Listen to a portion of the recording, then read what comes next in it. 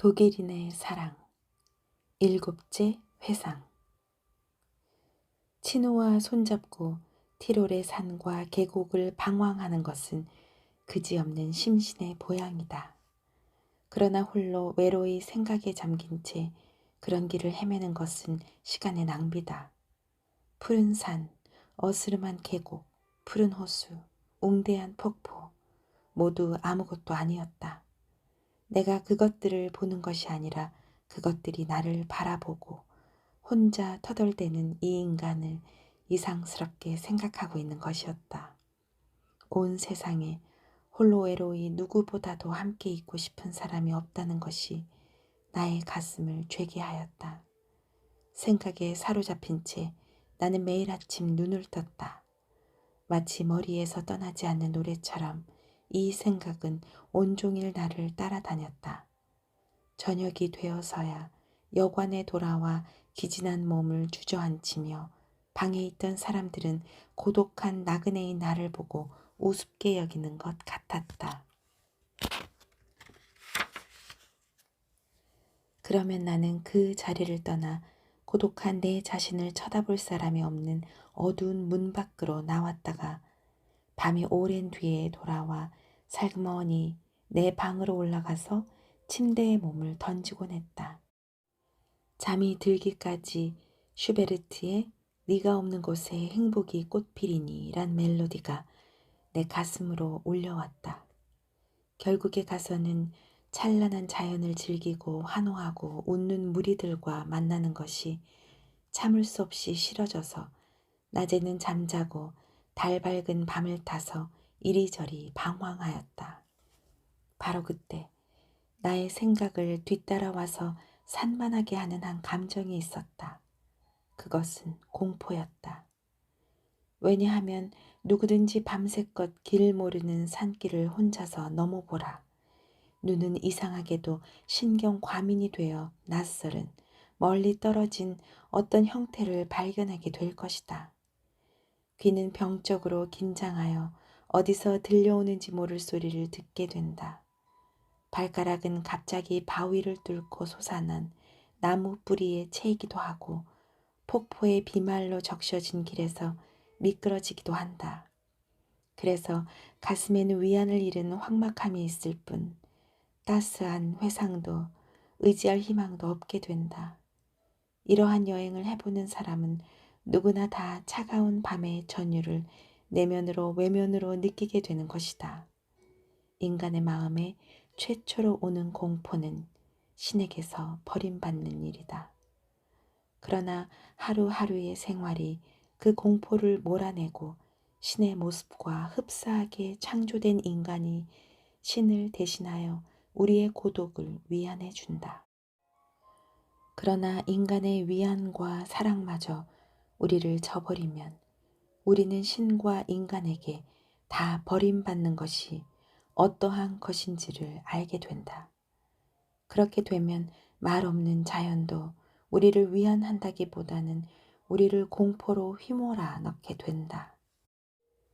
예컨대 우리가 견고한 바위에 앉아 있을 때도 그 바위가 그의 전신인 바닷속의 먼지로 돌아갈 것만 같이 느껴지는 때가 있는가 하면 우리 눈이 빛을 찾아 헤맬 때 달이 전나무 그늘로부터 나타나 달빛 비치는 절벽 위에다 전나무의 날카로운 그림자를 던지고 있을 때 그 달은 마치 태엽을 감아 주었지만 얼마 안 가서 서는 시계의 문자판과 같이 보이는 수도 있는 것이다. 별을 쳐다보아도 널따란 창공을 바라보아도 외로이 홀로 떨고 있는 한 영혼을 위한 안식처는 없는 것이다. 오직 단 한 개의 상념만이 우리에게 위안을 가져온다. 그것은 자연의 정일과 질서와 무한성과 필연성이다. 폭포 양편에 회색의 바위가 검푸른 이끼로 덮여 있는 곳, 그곳의 서늘한 그늘 밑에서 갑자기 물망초가 발견되었다. 그 물망초는 지금 이 세상의 수많은 개울가에 피어 있고 또 천지창조의 아침부터 오늘까지 끊임없이 피어온 수백만의 자매 중에 한 포기에 지나지 않는다. 그 꽃잎에 아무리 가느다란 점과 꽃받침 속의 꽃가루와 뿌리의 모든 섬유도 다 일정한 수효로 정해져 있어 어떠한 힘도 그 수를 느리고 줄일 수는 없는 것이다. 둔한 우리의 눈을 날카롭게 하여 초인간적인 힘으로 자연을 향하여 보다 깊은 눈초리를 던져보면 또 현미경이 씨와 꽃봉오리와 꽃의 비밀 공장을 열어 보이면 우리는 미소한 조직과 세포 속에 무한히 반복되는 형태를 발견하며 미세한 섬유에 들어있는 자연의 설계의 영원한 불가변성을 발견하게 된다. 우리가 다시 더 깊이 파고들면 이르는 곳마다 같은 형태의 세계가 눈에 비쳐와 마치 거울에 둘러싸인 방에 들어간 것처럼 우리의 눈은 무한한 만화경 속에서 망연자실하는 것이다. 이러한 무한성이 이 작은 꽃에 담겨 있는 것이다. 우리가 창공을 쳐다보면 위성이 유성의 주위를, 유성이 항성의 주위를, 다시 항성은 다른 항성의 주위를 회전하는 것과 같은 영원한 질서를 볼 수가 있다. 다시 눈을 날카롭게 하면 저 먼 성운까지도 어떤 새로운 아름다운 세계가 되는 것이다. 생각해보라. 저 장엄하게 아래 위로 운행하여 사철을 만들어 물망초의 종자로 하여금 활동을 되풀이하도록 하고 꽃의 세포를 열리게 하고 꽃봉오리가 발생하여 목장의 우단 위에 술을 놓게 하는 일을, 푸른 꽃받침 속에서 움직이고 있는 딱정벌레를 보라. 딱정벌레가 눈을 떠서 생명을 갖는 일, 그의 생활의 향락, 생기 있는 호흡 등은 꽃의 조직과 생명 없는 천체의 구조보다 1000배나 놀라운 사실인 것이다. 그러므로 네 자신도 이러한 영원한 조직에 속해 있다는 것을 느껴보는 것이 좋다. 그러면 너와 함께 운행하고 너와 함께 시들어가는 무한한 피조물에 대한 생각으로 네 마음은 위안을 받을 것이다. 그러면 작은 것, 큰 것, 지혜, 힘, 생존의 기적, 기적의 생존 등 모든 것을 막론하고 다 어떤 존재의 소산이라는 것, 그 존재에 대하여 너의 혼은 무서워하는 것이 아니라 자신의 약함을 느껴 꿇어앉아 그 존재의 사랑과 자비를 감득하고 생각해 본다면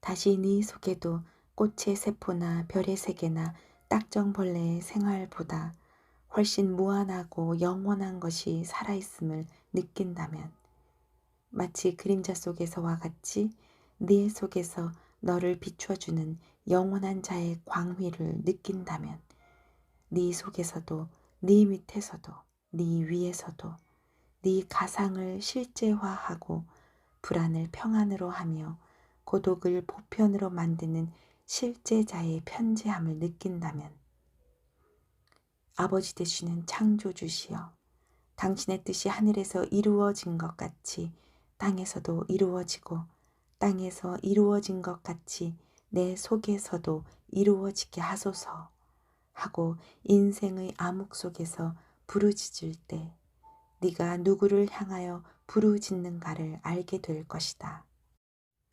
곧 너의 내부와 주위는 밝아지고 새벽의 어둠은 안개와 같이 흩어져 자연은 새로운 따스함으로 진동할 것이다.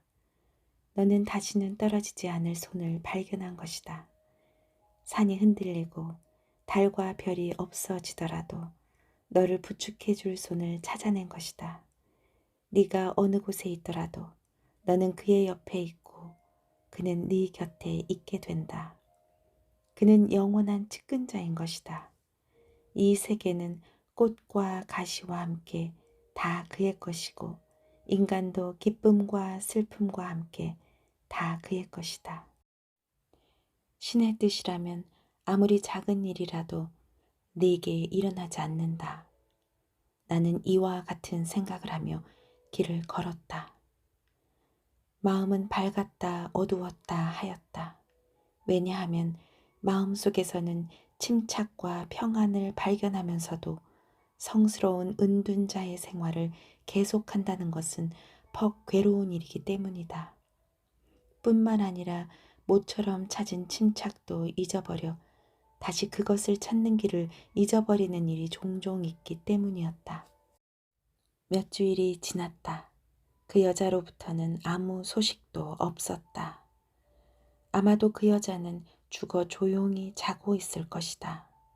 이 말이 자꾸 나의 입에 올라 아무리 뿌리치려 했어도 되돌아오곤 하는 노래가 되고 말았다. 그것은 있을 수 있는 일이었다. 그 여자는 심장을 앓고 있어 매일 아침 그 여자에게 갈 때에는 항상 그 여자는 이미 세상 사람이 아닐지도 모른다는 각오를 하고 들어간다고 의사는 말했기 때문이다. 그러나 그 여자와 작별 인사도 못하고 또 마지막 순간에 내가 얼마나 너를 사랑하고 있다는 것도 알리지 못하고 그 여자를 떠나 보낸다면 나는 그토록 내버려 둠을 내 자신에게 허락할 수 있을까?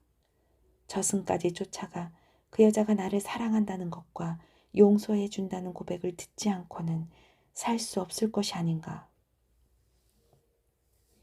인간은 때로 이처럼 자기의 인생을 유희시하는 것일까?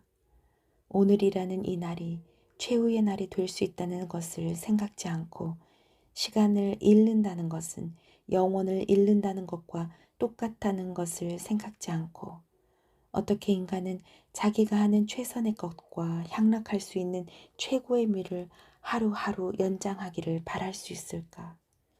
이러한 생각이 들자 최후로 의사와 만났을 때 그녀가 하던 말이 생각났다. 동시에 내가 갑자기 여행을 떠난 것은 다 나의 사나이다움을 표시하려웠던 것이었고 그곳에 머물러 그 의사에게 연약함을 보이기가 괴로웠기 때문이었다는 것을 알 수가 있었다. 이제야 나는 알았다. 나의 유일한 의무는 한시바삐 그 여자에게로 돌아가 하늘이 주신 일체의 것을 감수해야 한다는 것을. 그러나 돌아갈 계획을 세웠을 때 돌연히 될 수 있으면 빨리 마리아는 이곳을 떠나 시골에 가지 않으면 안 된다고 한 의사의 말이 생각났다. 그 여자 자신도 언젠가 나에게 말한 적이 있었다. 자기는 여름의 대부분을 성에서 지내게 된다고. 아마 그 여자는 나 있는 데서 얼마 떨어지지 않은 이 근처에 와 있을 것이다. 하루면 그녀에게 갈 수 있다.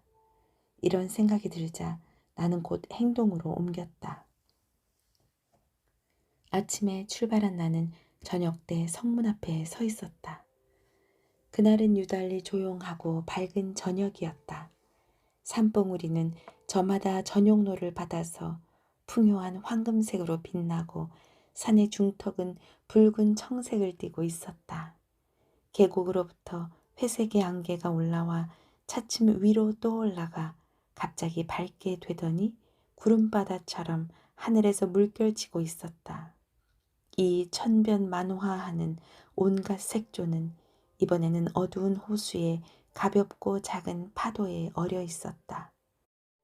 호숫가에서 산들은 위로 높이 솟았는가 하면 밑으로도 내리질러 있었다.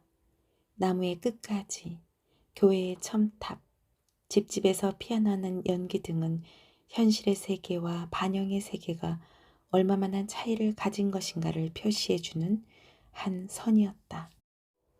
그러나 내 눈은 오직 한 곳을 향해 있었다.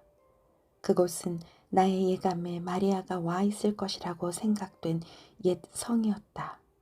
그러나 창에는 등불이 켜 있지 않았고 저녁에 정적을 깨뜨리는 발자국 소리 하나 들려오지 않았다.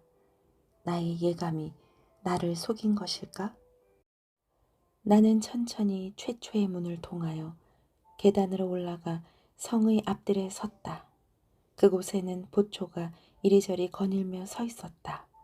나는 급히 가까이 가서 이 성에 누가 왔었느냐고 물었다.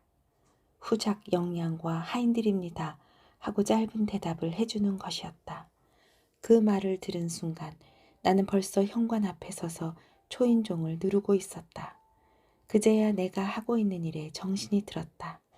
나는 이곳에 아무도 아는 사람이라고는 없었고 아무에게도 내가 누구라고 말할 수 없었다. 나는 몇 주일 동안을 산속에서 헤맨 몸이라 거지와 흡사했던 것이다. 무엇라고 해야 할지, 누구에게 안내를 청해야 옳을지. 그러나 그런 생각을 할 틈도 없이 문이 열리고 어마어마한 제복을 입은 문지기가 나타나 이상하다는 듯이 나를 쳐다보았다. 나는 영양에 시중을 드는 영국 부인이 있느냐고 물었다. 문지기가 와 있다고 말하기에 나는 종이와 펜을 빌어 영양이 어떻게 지내시는지 궁금해서 내가 왔다고 적어주었다. 문지기는 한 하인을 불러 편지를 안으로 가지고 들어가게 하였다. 그 하인이 긴 복도를 한 발짝 한 발짝 통과하는 소리를 들었다. 그 기다리는 순간순간에 내 입장은 몹시 쑥스러웠다. 벽에는 후작가의 조상들의 초상화가 쭉 걸려 있었다. 성장을 한 기사, 옛 복장을 한 부인, 그 맨 한가운데에 수녀의 흰 복장을 한 부인이 가슴에 붉은 십자가를 늘어뜨리고 있었다. 이제까지 나는 이와 같은 초상화를 많이 보아왔지만 그 초상화 속의 인물의 가슴에도 옛날에는 인간의 감정이 맥박치고 있었을 것이라고 생각해 본 적이 한 번도 없다. 그런데 이번에는 그들의 모습 속에서 몇 권의 책을 읽는 것 같은 감을 느꼈으며 그들은 모두가 나를 향하여 우리도 옛날에는 살아있었다. 옛날에는 우리도 괴로워하였다 하고 말하는 것 같았다. 지금 내 가슴 속에 감춰진 비밀이 이 쇠로 만든 액자 밑에도 감춰져 있을 것이다.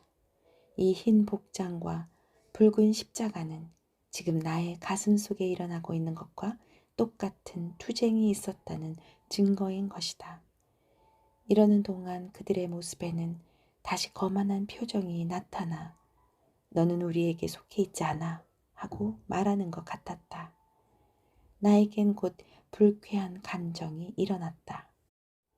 그때 갑자기 나지막한 발걸음 소리가 나를 이와 같은 꿈속에서 깨워주었다. 영국인 부인이 계단을 내려와 나를 어떤 방으로 안내하였다. 나는 그 여자가 알아챌 것을 알면서 그 영국인 부인을 바라보았지만 그 여자는 태연히 아무런 관심이나 놀라는 표정도 없이 침착한 음성으로 영양은 전보다 훨씬 몸이 나아졌으니 30분가량 만나 달라는 말을 하였다. 훌륭한 수영 선수는 멀리 바닷속으로 헤엄쳐 나갈 때 팔이 점차 피곤해지는 것을 느끼면 비로소 되돌아올 생각을 한다. 그때부터 급히 파도를 가르지만 먼 해안으로 눈을 던질 원기가 없게 된다. 팔을 한번 움직일 때마다 힘이 빠지는 것을 느끼면서도 그는 그 사실을 인정하려 들지 않는다.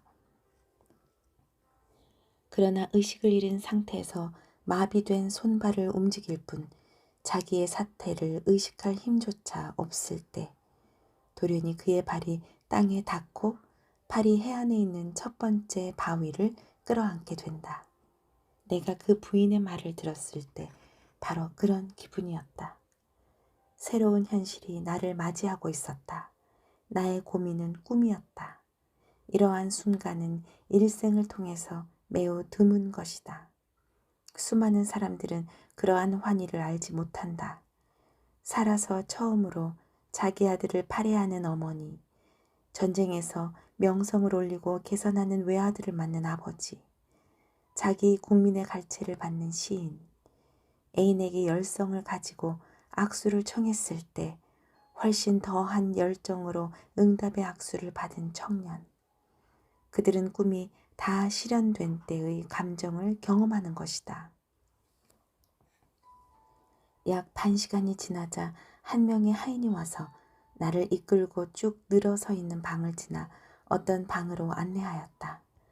그 문이 열리자 저녁의 희미한 빛 속에서 한 창백한 모습을 발견하였다. 그 여자의 머리 위의 창문이 호수와 빛나는 산을 향하고 있었다. 참 이상스럽게도 우리들은 서로 만나는군요. 하고 그 여자의 맑은 목소리가 나에게 울려왔다. 그 한마디 한마디는 무더운 여름날에 쏟아지는 찬 빗방울이었다. 이상스럽게도 만나지만 이상스러운 이별도 있는 것입니다. 하고 말하며 나는 그 여자의 손을 잡았다. 이렇게 하여 우리는 서로 만난 것이다. 나는 다시 함께 된 것을 느꼈다. 그러나 헤어지는 것은 인간 자신의 죄예요. 하고 그 여자는 말을 계속했다. 여전히 음악처럼 그 여자의 말을 반주하는 그 음성의 진동은 이해 못할 정도로 윤인하고 매끄러웠다. 그건 사실입니다. 그건 그렇고 몸이 어떠신지요? 이렇게 얘기하셔도 괜찮으신지요? 하고 나는 물었다. 아시는 바와 같이 나는 언제나 아파요. 내가 몸이 좀 나았다고 하는 것은 그 의사 선생님을 즐겁게 해주기 위해서예요. 그 사람은 내가 태어난 후 이만큼 나이를 먹기까지 산 것도 다 자기 의술의 힘이라고 믿고 있으니까요. 내가 먼저 숙소를 떠나기 전날 밤에 그 의사를 몹시 놀라게 했어요. 그때는 내 심장이 갑자기 정지되어 다시는 뛰지 않을 것이라고 나는 믿고 있었어요. 다 지난 일이지만 내가 왜 이런 얘기를 하느냐 하면 꼭 한 가지가 나를 몹시 슬프게 하는 것이 있어요. 나는 평화로운 마음으로 눈을 감을 수 있다고 믿어왔는데 나의 고통이 이제 와서는 이 세상을 떠나는 것을 더 힘들게 할 것만 같아요. 하고 말하면서 그 여자는 심장에 손을 올려놓았다. 다시 그 여자는 말을 이었다. 그런데 어디에 가 계셨어요? 왜 그렇게 아무 소식도 없었어요? 의사는 당신이 떠난 데 대하여 이러저러한 이유를 너무 많이 늘어놓았기 때문에 나는 도리어 그런 것은 못 믿겠다고 말해버렸어요. 그랬더니 끝에 가선 가장 믿을 수 없는 이유를 말하지 않겠어요? 무슨 이유였는지 맞춰보세요. 그것은 믿어지지 않는 것인지 모르겠습니다. 하고 나는 그 여자가 말을 가로채지 못하게 얼른 끊어서 말했다. 의사의 말은 정말이었을 것입니다. 허나 다 지난 이야기입니다. 이제 와서 얘기할 필요도 없을 것입니다. 그렇지 않아요. 어째서 그게 지난 일이에요? 의사가 당신의 여행에 대하여 최후의 이유를 말했을 때 나는 그 의사의 기분도 몰랐고 당신의 기분도 모르고 있었어요. 나는 가엾은 병들고 버림받은 존재예요. 이 세상에서의 내 생활이란 시간을 오래 두고 천천히 죽어가는 것에 지나지 않아요. 만약 하늘이 의사가 말하는 바와 같이 나를 이해해주고 사랑해주는 사람을 나에게 보내셨다면 왜 나와 그들의 평화를 깨뜨려야만 되는지요? 의사가 그런 고백을 하였을 때 나는 내가 좋아하는 늙은 시인 워즈워드를 읽고 있었어요. 나는 의사에게 말했어요. 우리들은 너무 많은 생각을 갖고 있으면서도 그것을 표현할 수 있는 어휘를 너무 적게 가지고 있기 때문에 말 한마디 한마디에 여러 가지 생각을 집어넣어야 돼요. 우리를 모르고 있는 사람이 혹시 그 젊은 내 친구가 나를 사랑하고 나도 그를 사랑한다는 말을 듣는다면 그들은 아마 로미오와 줄리엣이 혹은 줄리엣이 로미오를 사랑하고 있구나 하는 생각들을 가질 거예요. 정말 그런 사랑이라면 의사 선생님, 당신이 나더러 그런 사랑은 못 쓴다고 하시는 말씀은 옳아요. 그렇지만 선생님도 나를 사랑해 주시고 나도 선생님이 좋아요. 전부터 이런 얘기를 하면 안 되지만 그렇지만 나는 그런 일 때문에 낙담한다든가 불행하게 생각한 적은 한 번도 없었어요.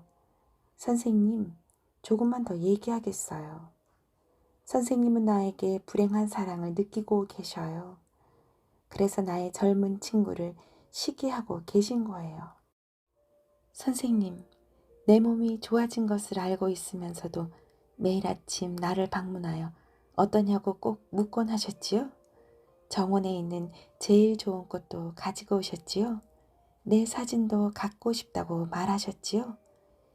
이 말은 하지 않는 편이 좋지만 선생님은 요사이 일요일에 내 방에 들어오셔서 내가 자고 있는 줄로 생각하고 계셨어요. 그렇지만 선생님이 오랫동안 내 침대 옆에 앉아 나를 내려다보고 계신 것을 알고 있었어요. 나는 선생님의 시선을 얼굴에 비친 햇빛으로 느끼고 있었어요. 나는 선생님의 눈이 흐려지고 곧 큰 눈물방울이 떨어지는 것을 알았어요. 선생님은 두 손으로 얼굴을 가리고 우시면서 마리아, 마리아 하고 부르시는 것이었어요. 선생님, 그 젊은 내 친구는 그렇게까지는 안 했어요. 그런데도 선생님은 그 친구를 멀리 보내고 말았군요. 하고 이런 얘기를 예의를 차리며 반은 평범하게 반은 진지하게 했을 때 그것이 늙은 의사의 마음을 몹시 괴롭혔다는 것을 나는 알았어요. 의사는 마치 어린애처럼 말 못하고 수줍어했어요. 나는 읽고 있던 워즈워드의 시집을 다시 쥐면서 이렇게 말했어요. 여기에 내가 마음으로부터 좋아하는 한 늙은 시인이 있어요. 이분은 나의 마음을 잘 이해해주고 나도 이 사람을 이해하고 있지만 만난 적은 없으며 앞으로도 만날 기회가 없을 거예요. 세상이란 그런 것이니까요. 내가 이 시인의 시를 읽어드리겠어요. 이것을 들으시면 선생님도 어떻게 사랑할 수 있는가를 아시게 되고 사랑하는 남자가 애인에 대하여 준 그대로의 행복에 찬 슬픔을 간직한 채 그냥 자기의 길을 가버리는 조용한 축복과 같은 것이 사랑이라는 것을 아시게 될 거예요. 이렇게 말하고 워즈워드의 고지의 소녀를 읽어주었어요. 램프를 이쪽으로 좀 가져와서 다시 이 시 좀 읽어주시지 않겠어요? 나는 이 시를 들을 때마다 기분이 상쾌해져요. 이 시 가운데 들어있는 정신을 비유해서 말하면 조용하고 끝없는 저녁놀이 눈 덮인 산들의 순결한 품에 사랑과 축복의 손을 펼치는 듯한 느낌이에요.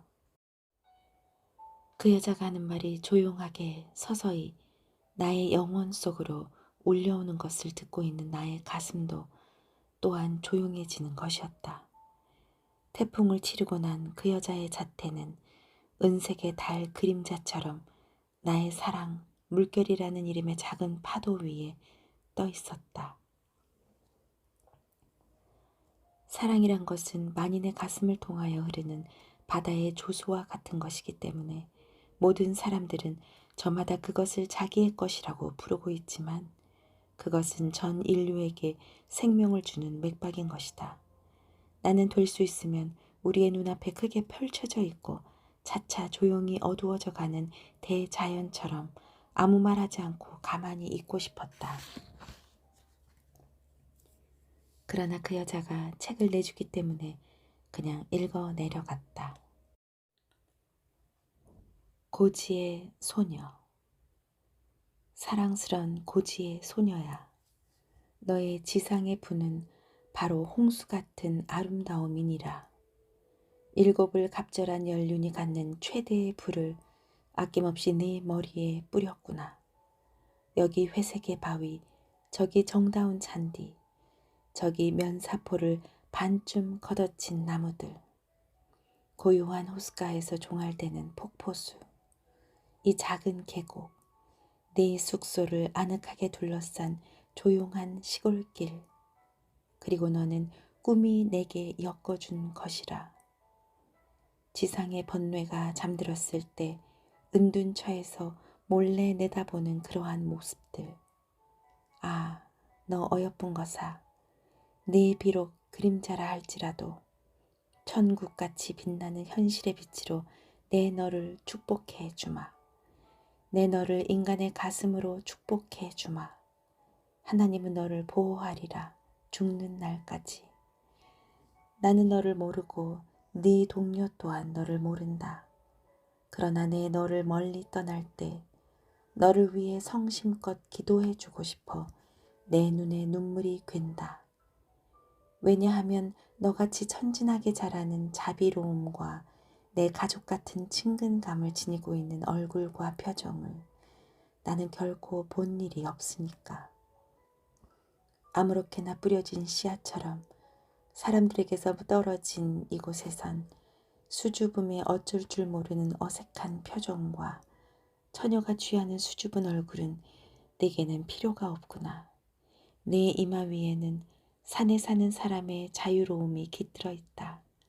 즐거움으로 가득 찬 얼굴, 인간의 친절로 자라난 부드러운 미소, 예의를 다 벗어버린 완전한 어울림이 내게는 있다. 네가 아는 말로는 표현할 수 없는 거리낌 없고 빠르고 열 있는 분수처럼 네 머리에 찾아드는 생각들, 아름답게 찾아온 속박, 네 고동에 우아와 생기를 준 투쟁, 바람 속을 날개로 때리며 태풍을 환영하는 너 같은 새들을 평안한 마음으로 바라본 일이 나에겐 있다. 그토록 아름다운 너에게 줄 꽃다발을 엮기를 싫어할 사람이 있을까?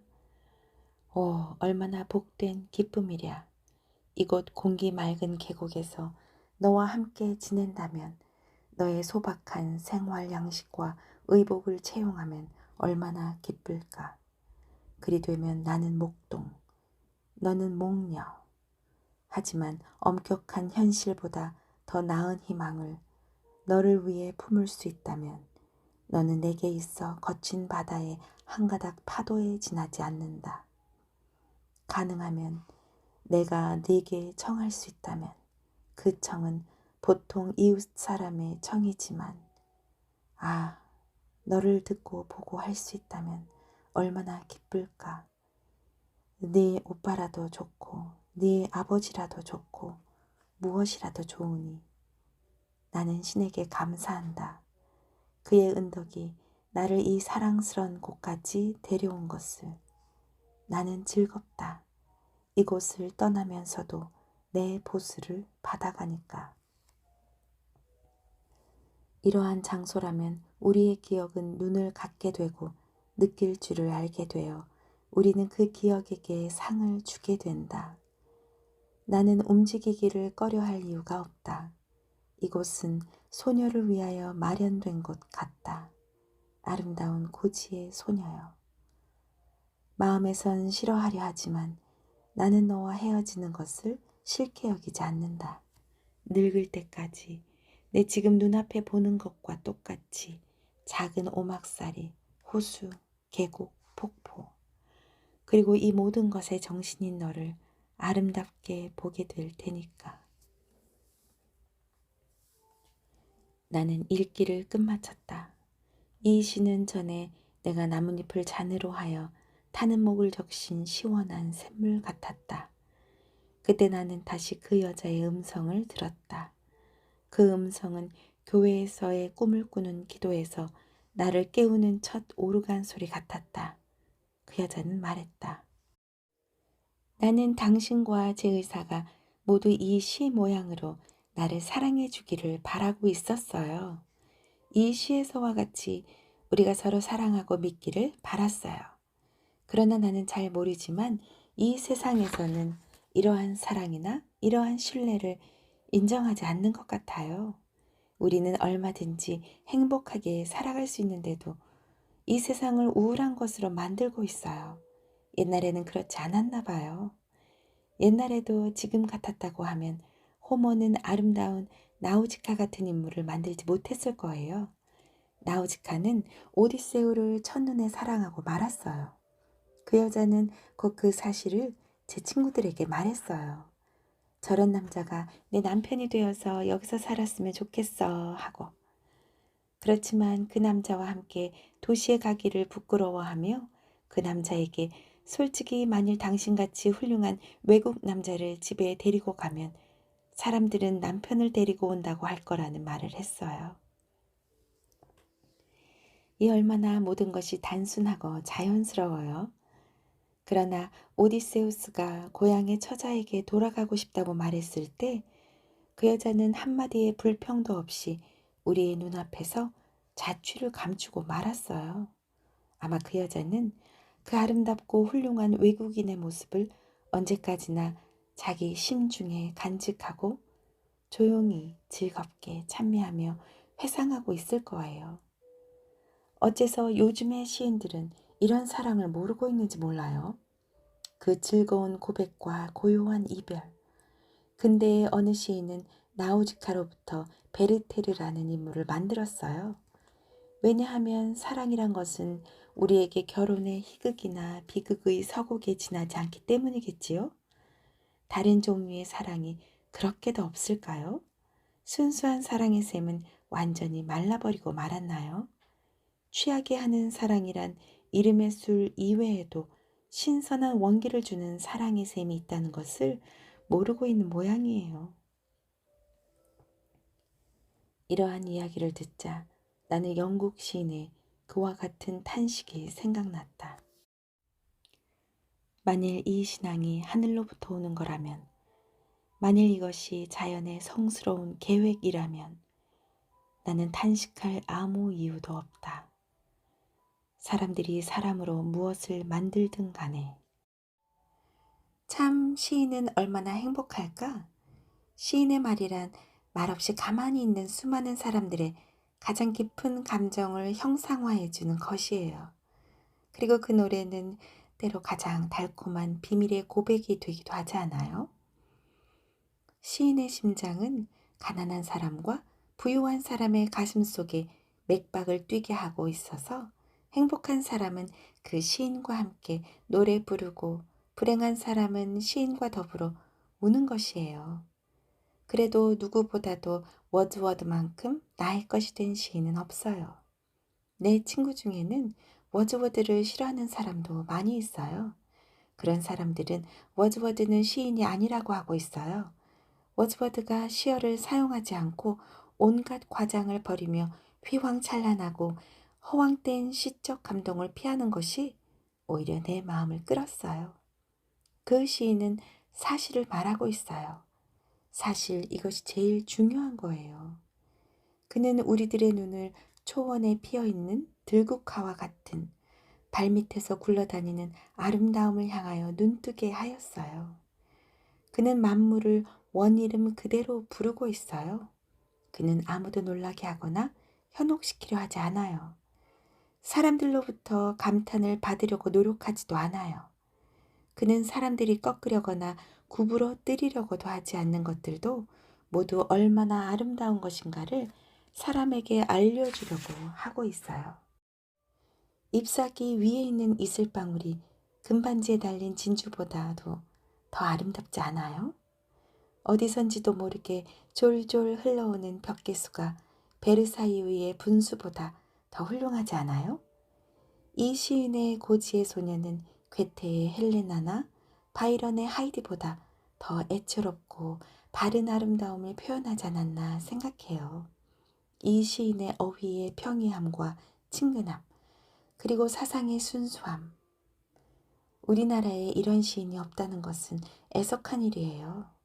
만일 슐러가 고대 그리스인과 로마인에게 의존하지 않고 자신에게 신뢰를 더 가졌었더라면 워즈워드가 되었을지도 모르겠어요. 리켈트도 불쌍한 조국을 배반하고 동방의 장미꽃에서 위안과 고향을 구하지 않았더라면 가장 워즈워드에 가까운 사람이 되었을 거예요. 진정으로 자기를 살리는 용기를 가진 시인은 별로 없어요. 워즈워드는 그러한 용기를 가지고 있었어요.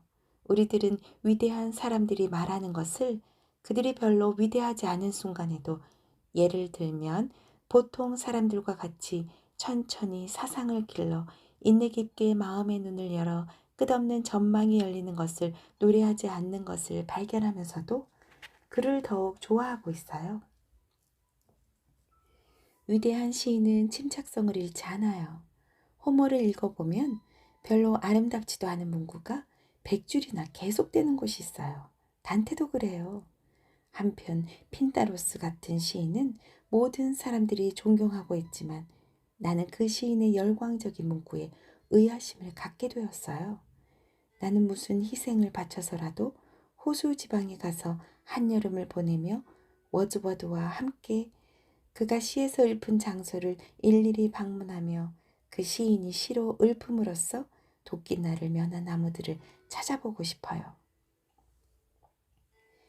단 한 번이라도 그 시인이 그린 하나만이 그릴 수 있는 원경의 일모를 바라보고 싶어요. 그 여자의 음성은 보통 사람들과 같이 말끝이 내려가지 않고 반대로 올라가 항상 칠형금으로 무엇을 타는 듯한 어조로 말끝을 맺는 특성이 있었다. 그 여자는 항상 사람을 쳐다보고 말하지 내려다보고 말하는 적은 없었다. 그 여자의 말하는 음조는 마치 어린애가 아빠, 그렇지? 하고 말할 때와 같았다. 그 어조에는 무엇인가 간청하는 듯한 것이 있어 그녀가 말하는 것을 부정할 수가 없었다. 워즈워드는 나도 좋아하는 시인입니다. 인간으로서의 그를 더 좋아합니다. 아무 피로감도 느끼지 않고 올라간 작은 동산이 기진맥진하여 올라간 몽블랑보다 더 아름답고 풍부하고 생생한 경치를 바라볼 수 있는 경우가 있는 것과 같이 워즈워드 시의 경우도 꼭 같은 인상을 줍니다. 처음엔 그 시인의 시가 너무 평범하여 나는 종종 읽던 것을 그치고 현재의 영국의 지식층에서는 왜 이런 시를 그리도 높이 평가하고 격찬하고 있는가를 의심하고 이해 못했습니다. 그러나 어느 국어를 말하는 시인이라도 그 국민과 그 민족의 정신적 귀족층이 시인으로 인정한 사람이라면 우리들도 감상 못할 리가 없다는 확신을 가지고 있었습니다. 찬사라는 것도 배워야 할 예술입니다. 자주 독일 사람들이 라신느는 마음에 안 맞는다든가 영국인들이 괴테는 잘 이해 못하겠다든가 프랑스인들이 셰익스피어는 농사꾼이라고 말하지만 그것은 다 무엇을 의미합니까? 그것은 마치 어린아이가 나는 베토벤의 교향곡보다 왈츠가 좋다고 말하는 것과 아무 차이도 없는 말입니다.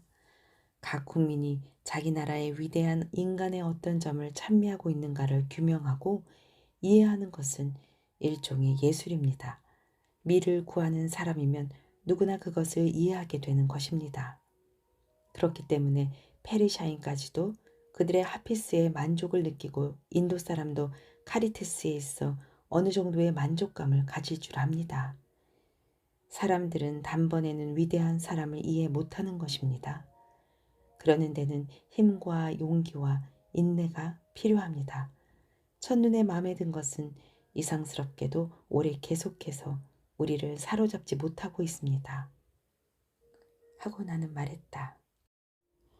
그러나 모든 위대한 시인, 참된 예술가, 영웅, 이들이 페르시아인이든 인도 사람이든 기독교도든 이교도이든 로마인이든 게르만족이든 다 그 위대한 사람들이란 공통점을 가지고 있는 것이에요.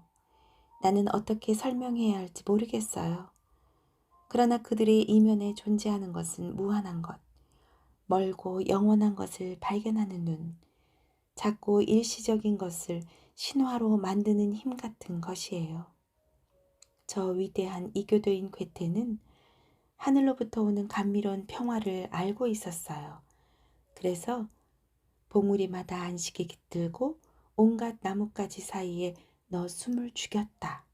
작은 새들 숲속에서 말을 그쳤으니 너도 기다려라. 너도 역시 쉬게 되리니. 하고 그가 노래 부를 때 전나무 위로 무한히 넓은 것, 이 지상의 생활이 줄 수 없는 안식이 훤히 열려왔던 것이에요. 워즈워드에게는 이러한 배경이 항상 준비되어 있었어요.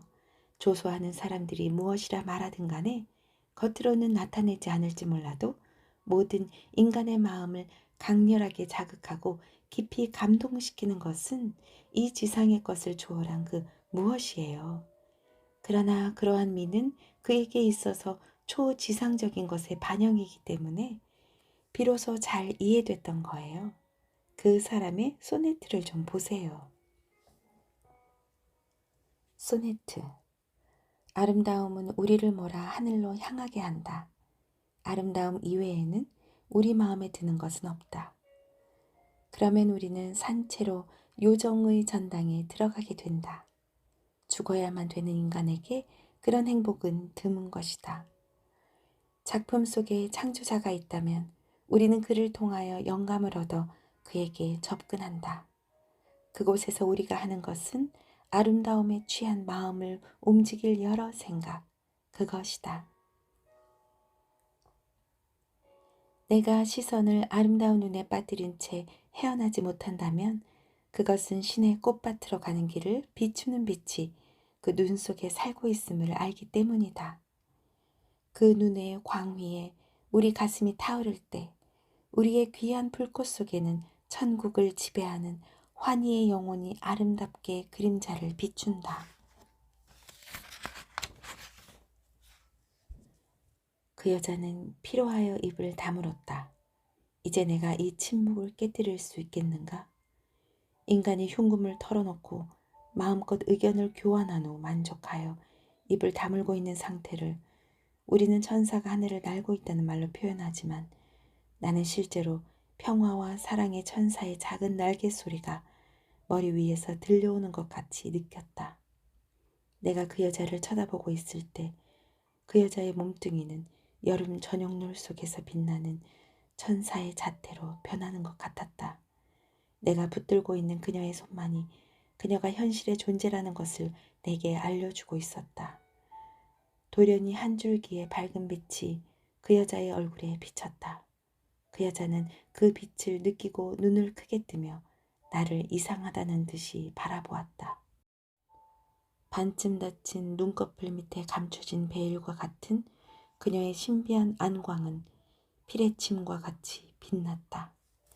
나는 나의 주위를 돌아보고 달이 점차 비쳐와 두 개의 구름 사이로부터 곧장 성을 향하여 나타나 호수와 마을을 아름다운 미소를 지으며 비추어주고 있는 광경을 발견하였다.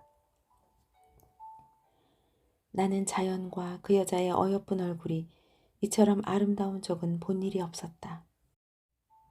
마리아, 하고 나는 말했다. 이러한 정화된 순간에 이 자세를 가지고 사랑을 고백하게 해주십시오. 초지상적인 것을 내 몸 가까이 느끼고 있는 이 순간 두 사람의 영혼이 두 번 다시 헤어지지 않게 하여 주십시오. 마리아, 사랑이란 것은 어떠한 것이든 간에 나는 마리아를 사랑하고 있습니다. 그리고 마리아, 당신은 내 것이라고 나는 느끼고 있습니다. 왜냐하면 나라는 존재는 마리아 당신의 것이기 때문에. 나는 그녀 앞에 무릎을 꿇은 채 감히 그녀의 눈을 쳐다볼 수가 없었다. 나의 입술은 그 여자의 손에 키스하고 있었다. 처음에는 그 여자가 주저하더니 급히 결단을 내려서 손을 잡아당겼다. 내가 눈을 들었을 때 그 여자의 얼굴에는 고통스런 표정이 떠오르고 있었다. 그 여자는 여전히 아무 말도 없었지만 깊은 한숨을 쉬면서 몸을 일으키더니 입을 열었다. 오늘은 이것으로 충분해요. 당신은 나에게 고통을 주었어요. 그러나 그것은 내 죄예요. 창문 좀 닫아주세요. 나는 어떤 낯선 사람의 차디찬 손을 스칠 때 같이 소름이 오싹오싹 끼쳐오고 있어요. 이렇게 곁에 있어 주세요. 아, 그것도 안 되지. 돌아가셔야지요. 안녕히 가세요. 언제까지나 신의 평화가 우리와 함께 있기를 기도해 주세요.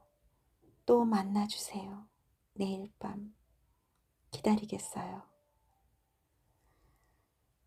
아, 천국과 같은 안정은 어디로 도련이 가고 마는 것일까? 나는 그 여자가 괴로워하는 것을 보았다.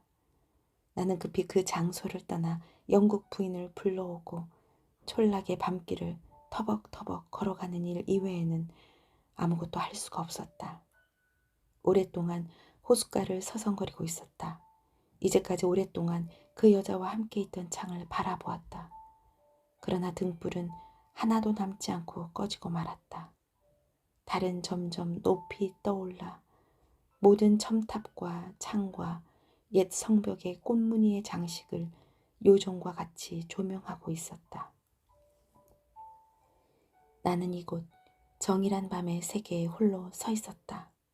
나의 뇌수는 그 직무를 거부하고 있는 것 같았다. 왜냐하면 무엇을 생각해 보아도 결론에 도달할 수 없었기 때문이다. 나는 이 세상에 완전히 외톨이가 되어 누구도 나를 상대해 줄 것 같지 않았다. 지구는 관과 같았고 검은 하늘은 관덮개 같아 내가 살았는지 죽었는지 알 수가 없었다.